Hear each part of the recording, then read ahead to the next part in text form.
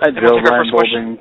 Ryan Bolden from Mile High Sports. I was wondering if you had a sense of how close you were with Paul yesterday, and if there's any, not necessarily regret, but maybe disappointment that not only he left for no return, but that he went to a division rival.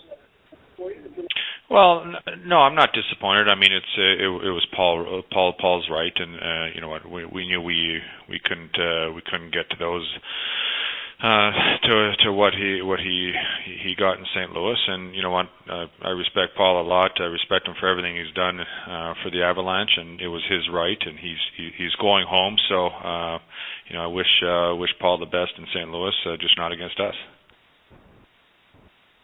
Thank you.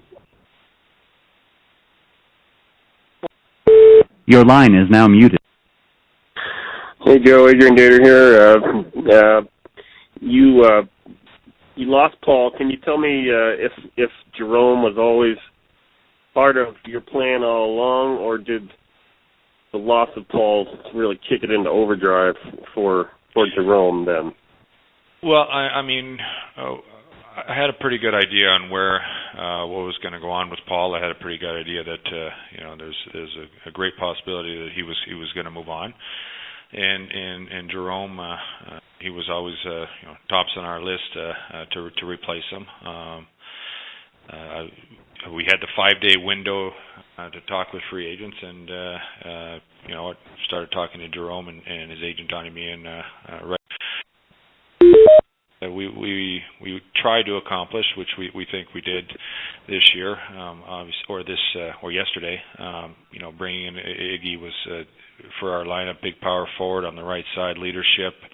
You know, proven winner, and you know, he got 31 goals last year for Boston. So he might not be in his prime, but he's still got a lot. And what we like is what we've added with Jerome and Brad Stewart. Briere is leadership, veteran leadership.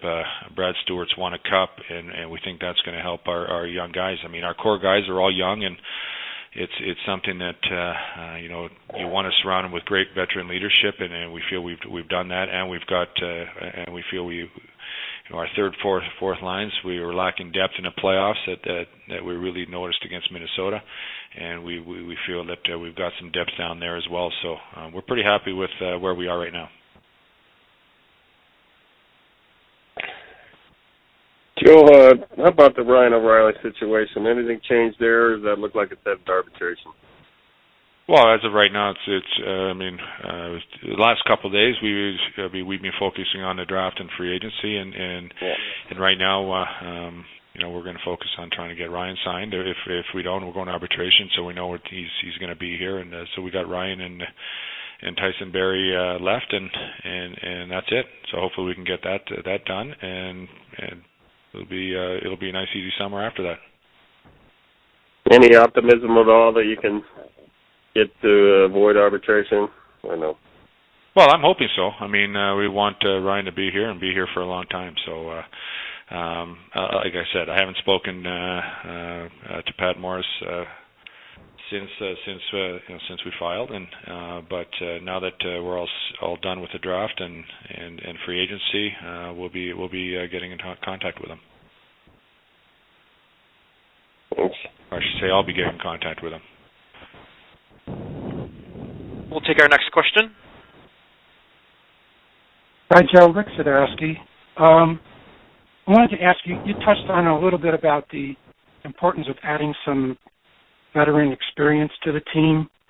Do you feel like you're a stronger team now than you were when the season ended? And also wanted to ask you what you thought of some of the other moves. I mean, this division and conference were already extremely tough. Is it going to be even tougher next year? Well, you know, everybody, especially our division, you know, everybody wants to improve. I mean, we've got a tough division. I mean, obviously it's a tough Western Conference, and our division just got even stronger. So, but that's, you know what, that's a good thing. I think when you play in a division like this, it is exciting. It's exciting for the team. It's exciting for the fans to be in a division where it's so tight and everybody's trying to get better. So, what was the first question, Rick?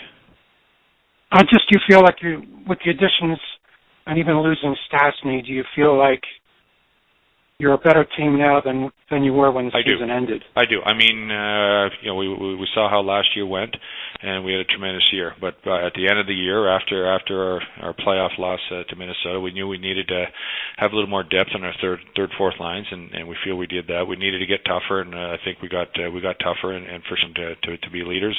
I think we got a whole bunch of leaders helping out our young guys. What are you hoping to get out of guys like Stewart and Briere?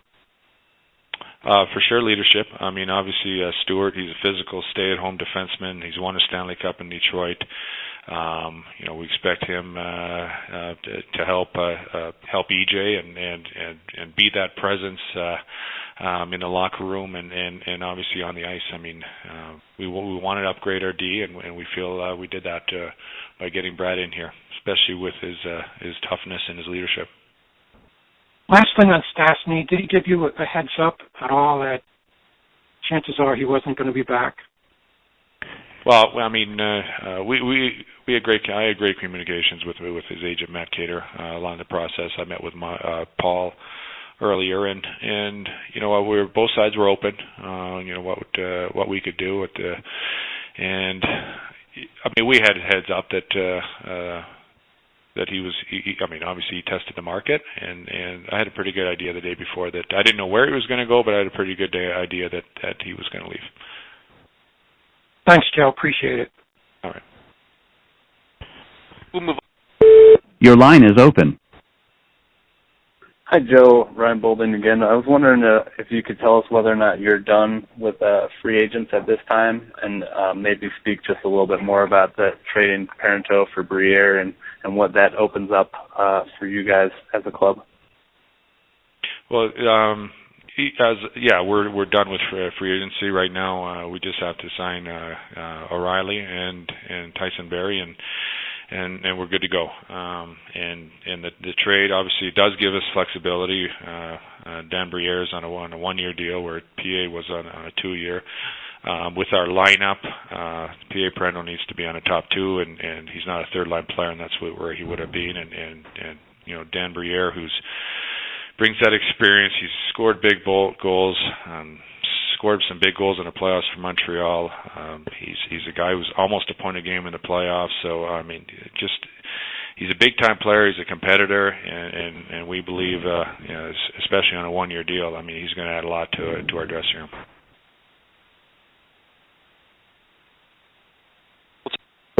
Your line is now muted.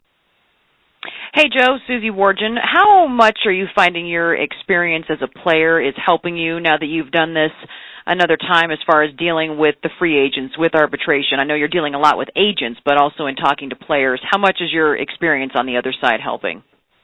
Well, it's just a lot easier to know what the players are going through, because I went through it for 20 years. And so, like a day like yesterday, sometimes you want to have answers right away, but when you're knowing what they're going through, I mean, it's tough decisions for players. As much as you think which direction you want to go when you are a free agent, sometimes when that moment comes where you have to make a decision on 1 or 2 or 3 teams, it's tough to do. So you just have to respect the process and understand that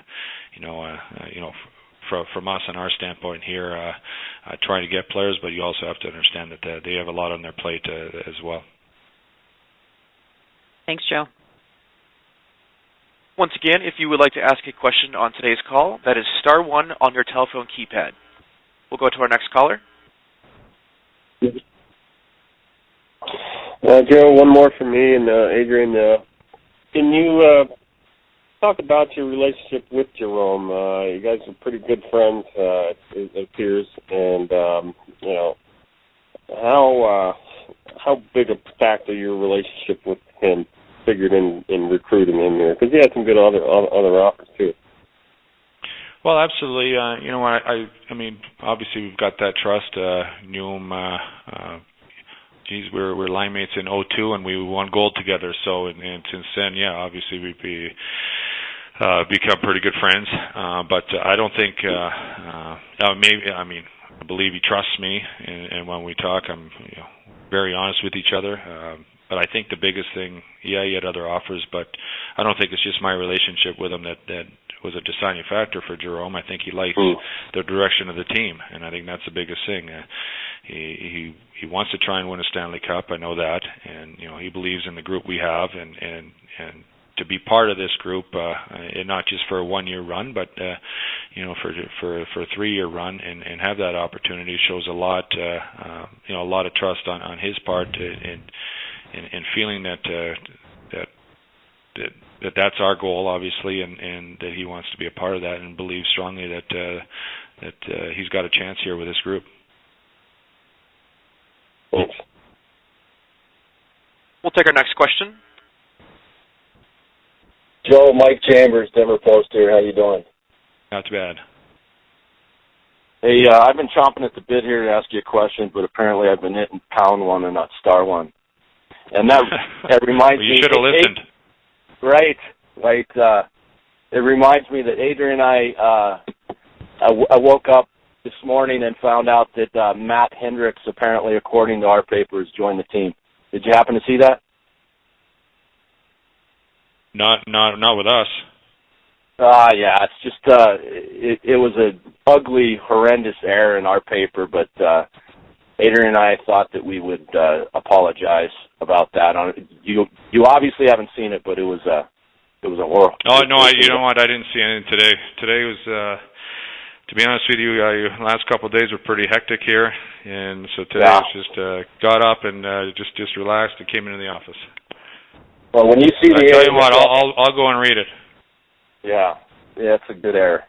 Anyway, your thoughts about?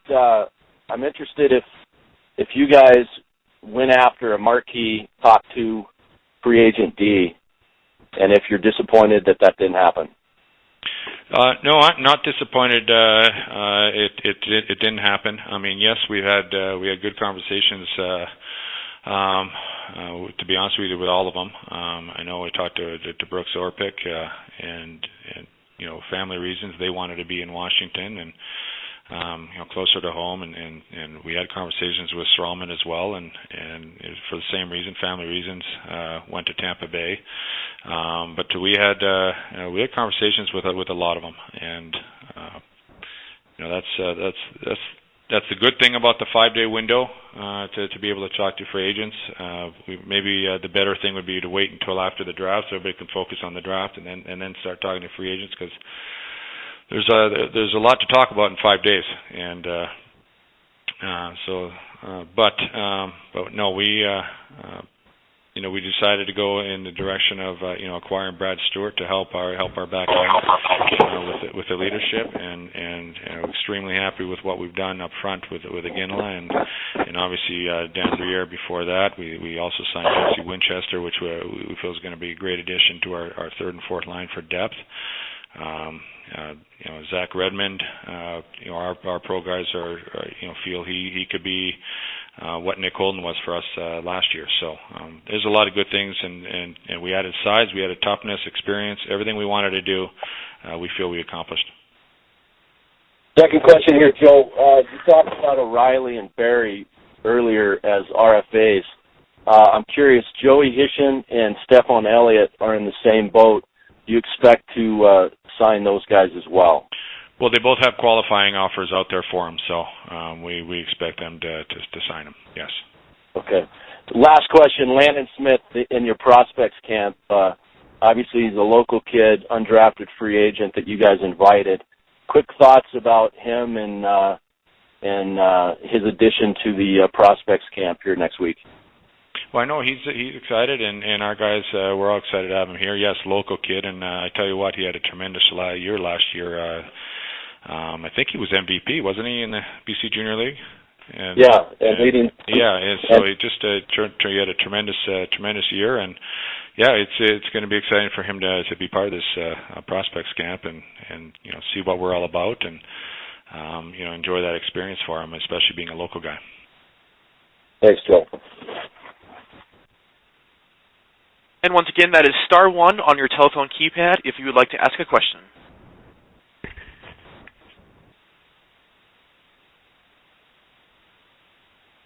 We have no further questions at this time. I'll turn things back over to Mr. Sakic or Mr. Martineau for any closing or additional remarks. No, thank you very much. I'm good, thank you. And thanks everyone for being part of this conference call. Thank you.